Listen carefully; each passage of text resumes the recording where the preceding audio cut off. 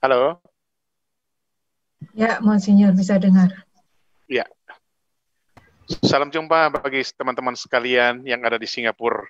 Puji Tuhan, karena kebaikan dan kuasanya kita bisa berjumpa dalam berbagi pengalaman iman bersama pada kesempatan ini.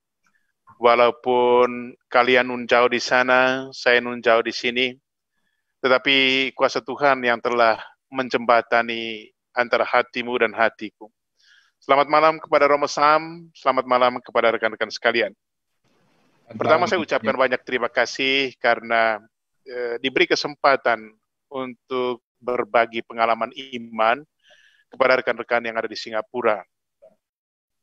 Dan tema ini cukup menarik bagi saya ketika diberikan tema tentang menjadi palungan bagi sesama.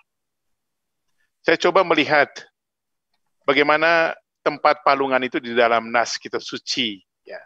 Dan saya menemukannya di dalam Injil Lukas bab 2 ayat 7. Persis ketika anak itu sudah dilahirkan, dibalut dengan kain lampin, kemudian dibaringkan di dalam palungan. Dan saya kira sudah menjadi pemahaman umum ya, kita paham apa artinya palungan. Tetapi menarik kalau kita kembali ke akar kata dari terjemahan Yunani, ya dari terjemahan Septuaginta. Ya, itu sebenarnya dari kata fatne. Fatne itu bahasa Yunani yang artinya tempat memberi makan. Ya.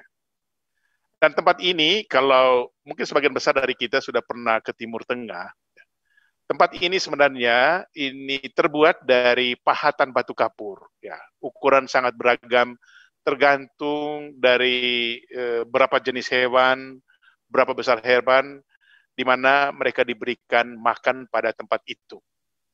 Dan persis di situ kemudian di dalam kisah kelahiran Yesus, setelah dilampin, dia dibaringkan di situ. Itu yang pertama. Yang kedua, saya rasa sedikit lebih menarik ketika berbicara tentang palungan ini. Yang pertama, para gembala itu ketika disampaikan oleh malaikat bahwa sang juru selamat itu sudah lahir, ya, dan kamu akan menemukan dia terbaring di dalam palungan. Persis di palungan itulah para gembala datang melihat dan menyembahnya, menyaksikan sang juru selamat itu telah lahir. Yang kedua, menarik juga bahwa 3 orang Majus dari timur itu atas tuntunan bintang, kemudian mereka menjumpai dia di dalam palungan itu. Jadi kita lihat bahwa lukisan kitab suci tidak hanya sekedar menyebut berulang-ulang. Ya. Artinya, kata itu mempunyai makna, mempunyai pesan yang perlu disampaikan kepada para pendengar. Ya. Dan saya coba memaknainya sebagai berikut. Ya. Ketika berbicara tentang palungan di mana ditempatkan ya makanan untuk para binatang itu ya, kita melihat bahwa kenapa justru Tuhan memilih palungan dan akhirnya dia lahir di dalam palungan itu. Apakah karena kebetulan atau seperti yang dikisahkan di dalam Injil bahwa mereka datang mengetuk dari rumah ke rumah karena sudah mau melahirkan, tetapi tidak ada tempat di rumah penginapan itu. Maka akhirnya mereka bergegas ke kandang, melahirkan anak itu di kandang, dan setelah itu agar nyaman dibaringkan di palungan. Apa secara kebetulan? Saya kira tidak.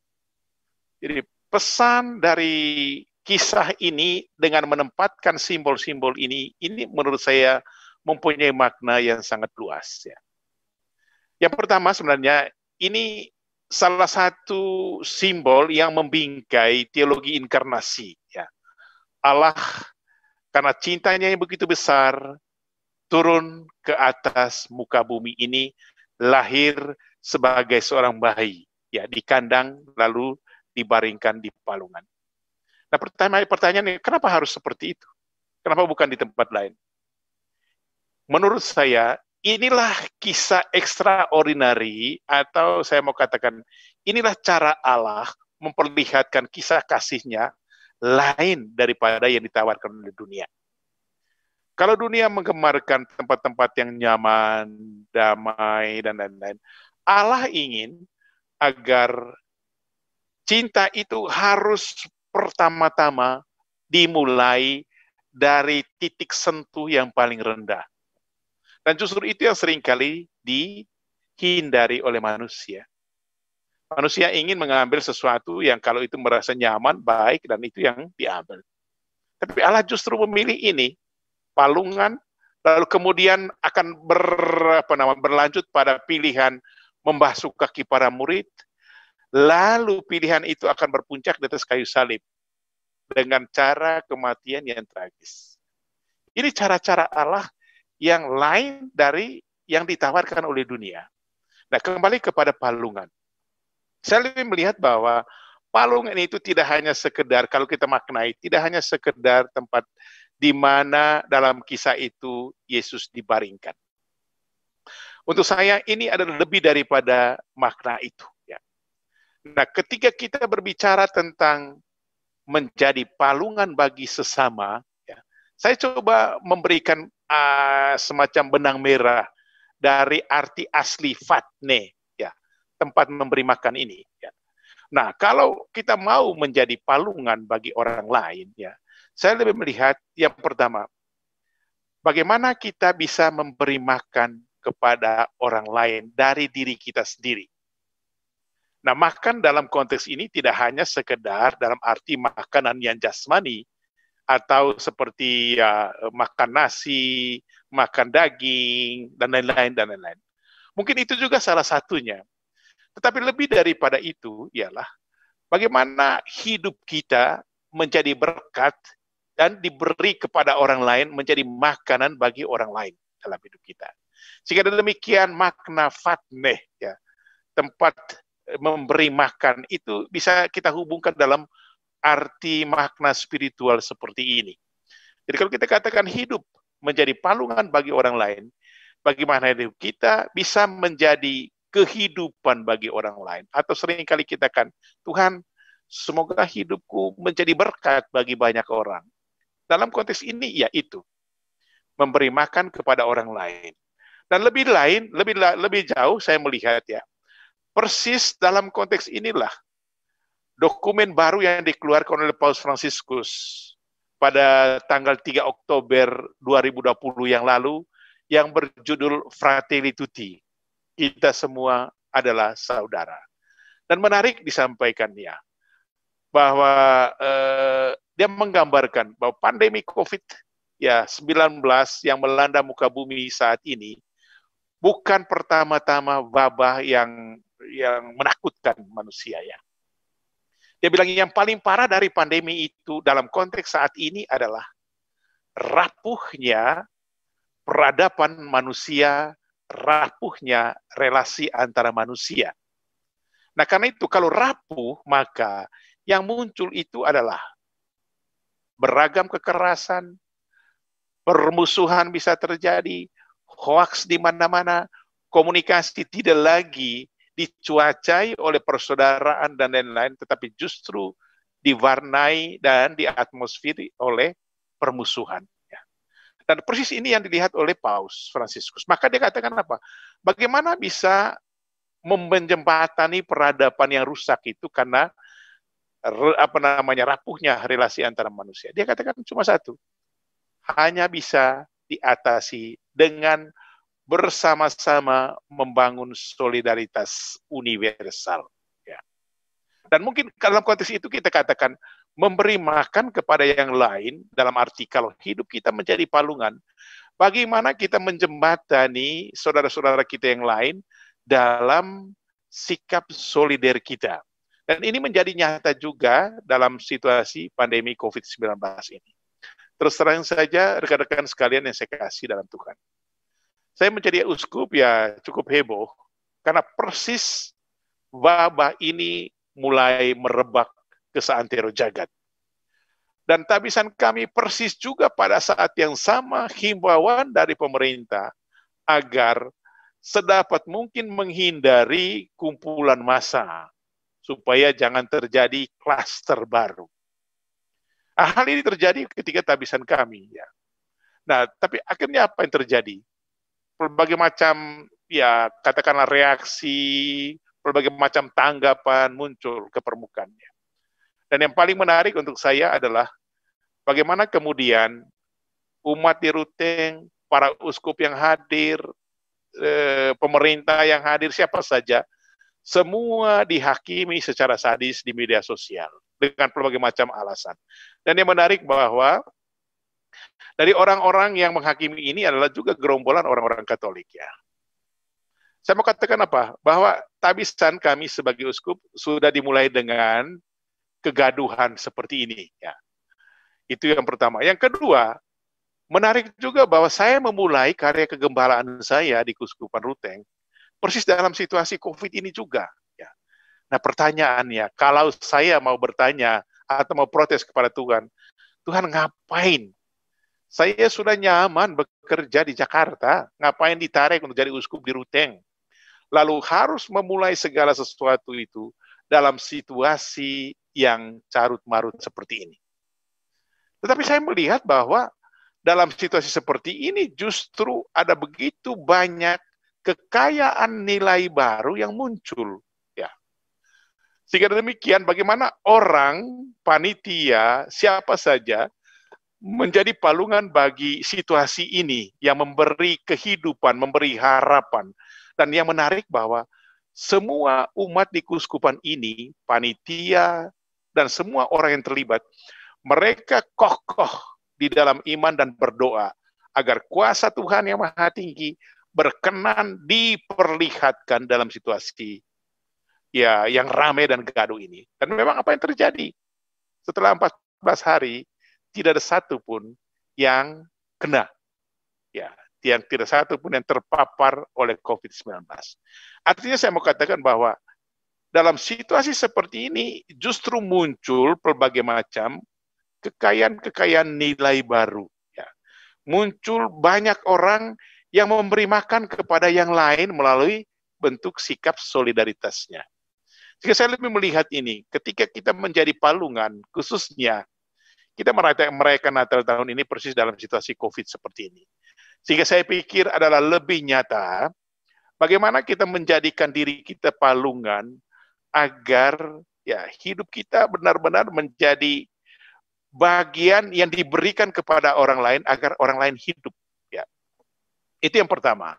Yang kedua, sebagaimana para gembala dan orang Majus itu datang menyembah Tuhan persis di palungan, maka saya lebih memaknainya bahwa kalau hidup kita mau menjadi palungan, maka bagaimana kita menjadi sarana yang memperlihatkan Tuhan, memperlihatkan kehadiran Tuhan bagi sesama kita.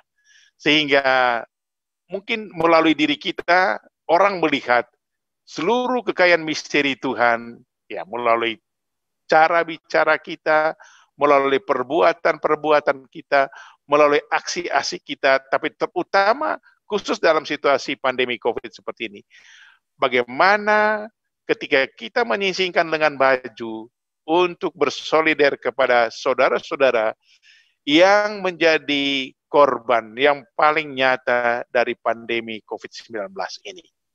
Sehingga demikian, kalau kita mau memaknai hidup kita sebagai palungan, maka saya berpikir semoga melalui diri kita, orang bisa menemukan dan menjumpai Emmanuel yang lahir, yang menjadi solider dengan manusia melalui diri kita masing-masing.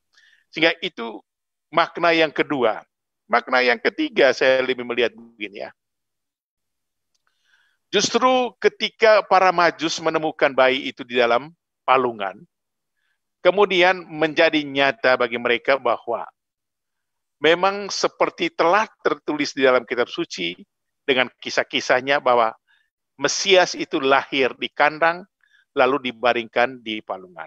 Dan persis ketika mereka menjumpai itu, mereka diberitahu, dituntun oleh Tuhan melalui mimpi agar dari palungan itu kembali ke tempat mereka melalui jalan lain agar Herodes yang berikhtiar membunuh anak itu tidak bisa menjalankan tugasnya itu. Saya memaknainya seperti ini, bahwa bagaimana juga kalau kita mau menjadi palungan, ya, hidup kita menjadi palungan bagi orang lain, berarti bagaimana kita juga menjadikan hidup kita agar orang lain bisa luput dari berbagai macam, ya, let's say malapetaka, dari bencana, dari COVID-19 seperti sekarang ini. Ya, kalau COVID bisa membunuh nyawa orang, itu kita bisa paralelkan juga dengan bagaimana Herodes berikhtiar membunuh kanak-kanak yang Yesus yang lahir itu. Jika bagaimana kita memaknai hidup kita sebagai palungan, maka kita harus bisa menjadi penyelamat bagi orang lain dalam kehidupan kita. Jadi saya lihat begini, rekan-rekan sekalian, kalau kita mau mengambil tema menjadi palungan bagi sesama dalam perayaan Natal tahun ini, yang notabene perayaan Natal yang kita rayakan persis pada masa pandemi COVID-19 ini, saya berharap bahwa menjadi palungan itu menjadi sangat signifikan bagi kita, karena kita ingin memperlihatkan kehidupan dari Al-Masih itu kepada orang lain melalui diri kita. Jadi seperti saya katakan tadi, bahwa dari diri kita, kita bisa memberi makan kepada orang lain. Bagaimana hidup kita menjadi berkat bagi orang lain dalam situasi pandemi COVID-19 ini. Sehingga dengan demikian, fatne, makna asal dari kata palungan ini, tempat memberi makan.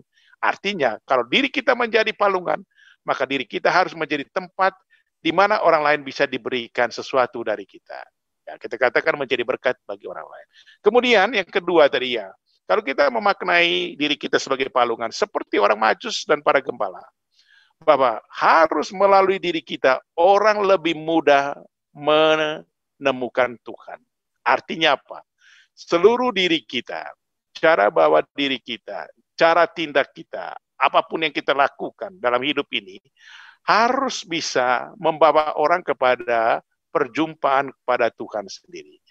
Kita ingat sendiri dalam penegasan Santo Paulus bahwa Tuhan itu berkarya melalui apa saja, melalui sarana apa saja yang bisa mendatangkan kebaikan bagi setiap orang yang percaya.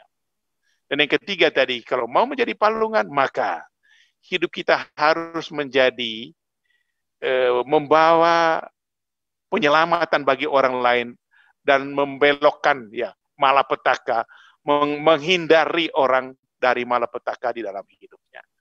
Sehingga demikian, rekan-rekan sekalian, perayaan Natal pada tahun 2020 dalam situasi pandemi COVID-19 ini menjadi berarti bagi kita, karena kita benar-benar menjadikan hidup kita sebagai palungan, tempat orang lain bisa mendapatkan kehidupan, tempat orang lain bisa berjumpa dengan Tuhan, tempat orang lain mendapat perlindungan dari mara bahaya, dan lain-lain.